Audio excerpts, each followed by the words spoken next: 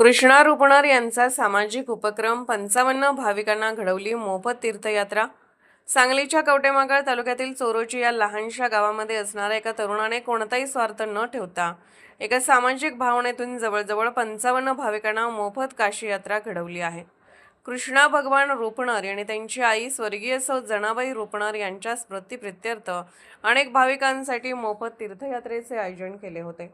यावर्षीचे तीर्थयात्रेचे हे तिसरे वर्ष असून या तीर्थयात्रेमध्ये सर्वांची ट्रॅव्हलने मोफत प्रवासाची सोय करण्यात आली होती। याबरोबरच जेवणाची राहण्याची देखील मोफत सोय करण्यात आली होती।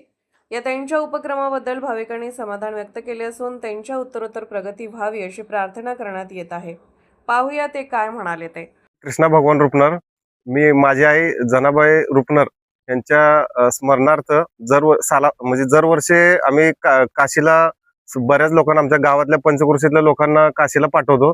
त्या पद्धतीत ह्याही वर्षी आम्ही नियोजन केलं। या नियोजनात माझे भाऊ, बाकीचे सहकारी मित्र यांचा बऱ्यापैकी प्रत्यक्षरित्या मदत असते।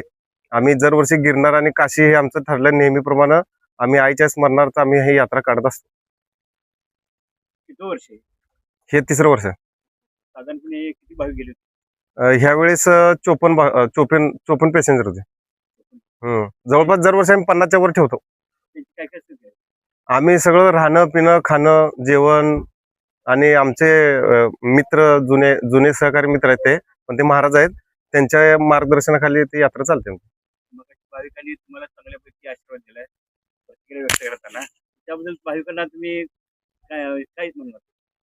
नाही, भाविकांना पाठवण्याची संकल्पना हीच होती की ज्यांना पॉसिबल नसणार आहे त्यांना आम्ही पाठवायचा प्रयत्न करतो आणि भाविकांनी जाऊन आमच्या महाराजांच्या मार्गदर्शनाखाली लाभ घेतलाय, त्याच्याबद्दल चांगली गोष्ट।